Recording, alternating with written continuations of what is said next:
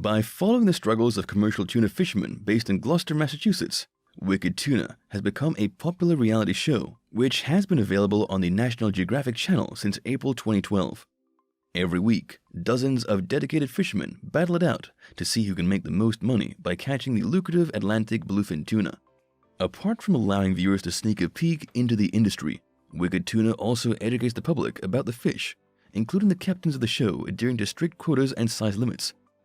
The show's first season saw Dave Carraro and Dave Marciano hunt for bluefin tuna in the North Atlantic Ocean aboard their respective vessels, the FVTuna.com and Hard Merchandise. The fan favorites have been on the show since the very beginning, with Marciano taking a break in the 8th and 9th seasons.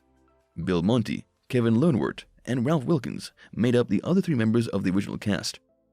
The show became a big hit almost immediately, thanks to its unique concept and the fascinating banter between each crew of fishermen. The second episode of the first season saw Marciano reel in a whopping $10,000 fish, with the shimmering rivalry between the crews of Tuna.com and Bounty Hunter keeping fans entertained. Other topics explored were Monty's struggles with alcohol, the mounting debts that some captains struggle to pay off, and the dangerous odysseys undertaken by Marciano and his crew in an effort to maintain his winning streak. Viewers were enthralled by the gritty, real-life portrayal of the fishing industry, including fighting between captains and mates, and the harsh reality of a relatively scarce fish. The season finale saw Carraro win a total of almost $86,000, closely followed up by Marciano, who made a $61,000 profit. Wicked Tuna was renewed for a second season, and the addition of Paul Hebert and Tyler McLaughlin saw the cast grow.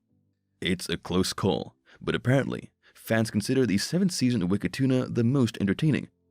Over the years, the reality show's faithful followers have witnessed heated arguments, brutal competition, and near breakdowns, with every crew fighting to reel in the coveted bluefin tuna.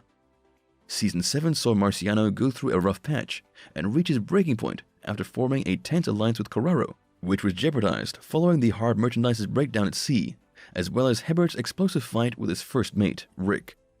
In the end, McLaughlin and Brad Krasowski were crowded winners in an extremely close race, with totals of $103,936 and $103,361 respectively. Other popular episodes include Episode 1 of Season 9, The Enemy Among Us, as a fleet of outsiders arrived on the first day of the bluefin season, and Episode 13 of Season 8, Coming for the Crown, with the Gloucester captains fighting to knock Carraro out of the #1 spot. Viewing figures have remained steady over the years, and experts in analytics have found that Wicked Tuna is 3 times more in demand than the average show in the US. Ranking in the 91.3 percentile in North Carolina, it's little surprise that the show spawned the spin-off Wicked Tuna, North vs. South, set in North Carolina after Season 1 renamed Wicked Tuna Outer Banks.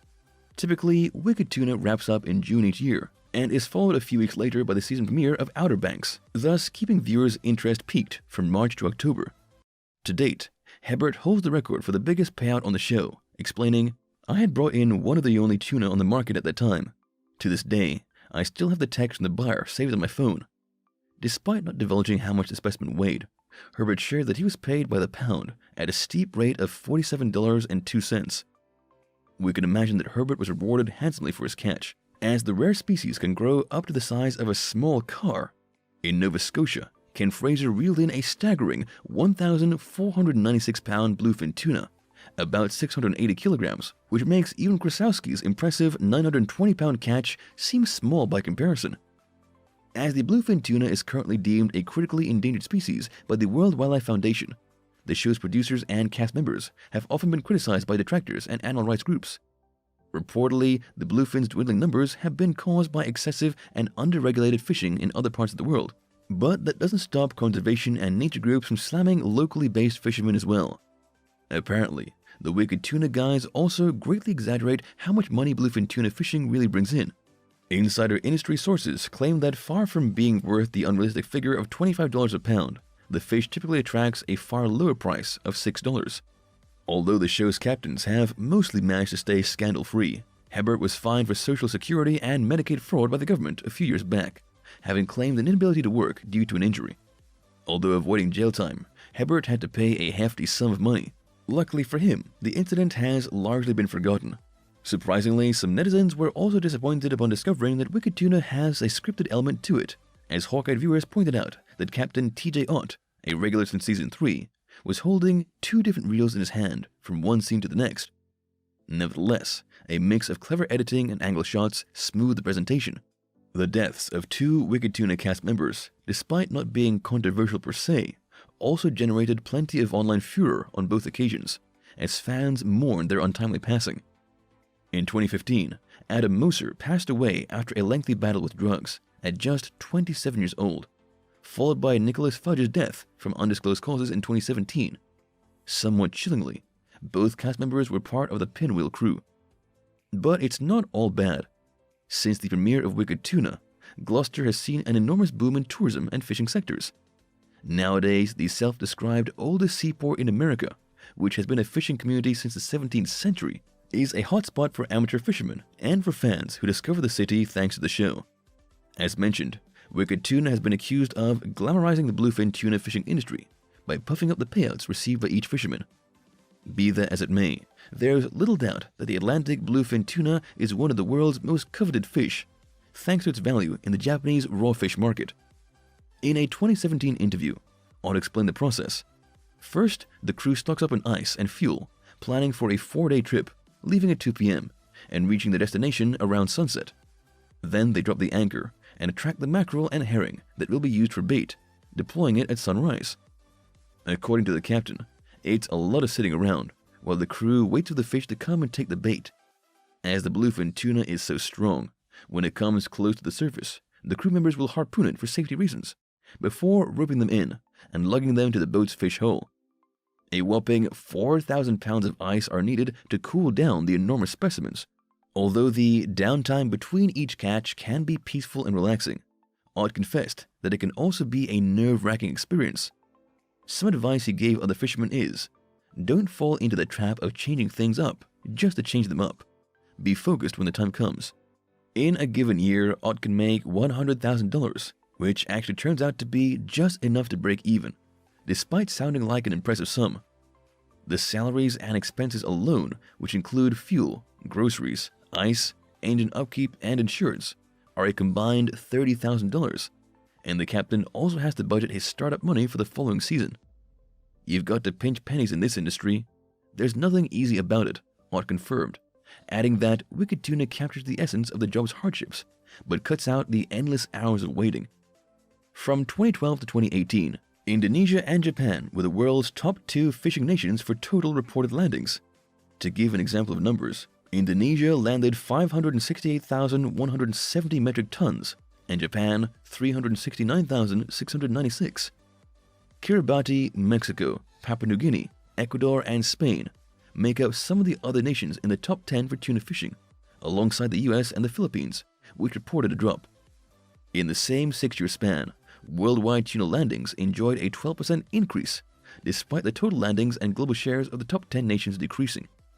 The same countries accounted for 60% of total tuna landings in 2018, compared to 66% in 2012. Reports confirm that commercial tuna fisheries make up a vast portion of the fishing economy, with 7 of the world's most valuable fishes summed up in just one species. An important source of protein around the world, tuna has become a precious commodity, helping artisanal fishers make a living, as well as playing an important role in the marine food chain in both tropical and temperate waters. However, this leads to excessive fishing and unsafe practices, which could lead to devastating consequences for the species. A startling American Oceans article detailed the possible effects that could be caused by the critical endangerment of the bluefin tuna, both environmental and economic. As a top predator in the ecosystem, the bluefin tuna is responsible for controlling the populations below them. Hypothetically speaking, the extinction of this species would lead to a drastic effect on the ocean's ecosystem, with doomsday scientists predicting a chain reaction in which the squid population would increase and the sardine population decrease. As for economic effects, thousands of fishermen would be left scrambling for jobs, whereas the sushi industry would be forced to rebrand some of its most popular dishes. In Japan especially, many sushi restaurants have built their brand around the bluefin tuna market, which means that the possible demise of the species would lead to a domino effect on the region's whole economy. So in the past few years, organizations have been hard at work conserving the species by implementing rigorous regulations. The International Commission for the Conservation of Atlantic Tunas, ICCAT, is just one such organization which aims to conserve the species. In 2019, the National Oceanic and Atmospheric Association, NOAA, limited fishing vessels to 3 bluefin tuna a day. Nowadays, fishing vessels also need a highly migratory species permit to legally fish the species. Although illegal fishing is rare thanks to industry regulation, cases still exist. A sting operation in 2018 led to 80 million tons of illegally fished tuna, worth over $15 million, being seized, and 76 arrests. The inception of Wicked Tuna has spawned a few unlikely stars in under a decade, with some becoming media sensations and others quietly fading into the background. For example, Marciano capitalized on his newfound popularity by creating a popular merchandise line, which sells a variety of ready-to-wear goods. But what happened to the rest of the cast? Wilkins is now offering his vessel, the Odyssey, for customized Cape Cod boat trips, with something to suit everyone, from tranquil 2-hour journeys to thrilling overnight tuna safaris. Krasowski, who gracefully bowed out after 2 seasons on the show, was replaced by his father Spurge, and is now enjoying a tranquil life away from the cameras. On average, the captains of Wicked Tuna earn $10,000 an episode, up to $150,000 a season more or less, guaranteeing that they break even every fishing season, regardless of what they catch, but definitely not dimming of their efforts for the catch. Having grown up in the culture, most former cast members are still working as fishermen, with cases like Marciano's being the exception. Thank you for spending some time with us. Make sure to like and subscribe so you never miss another video. We also handpick these videos which we recommend you watch next. You can talk to us on all social medias or ask a question in the comments below. Thank you for being with us, and we'll see you back tomorrow.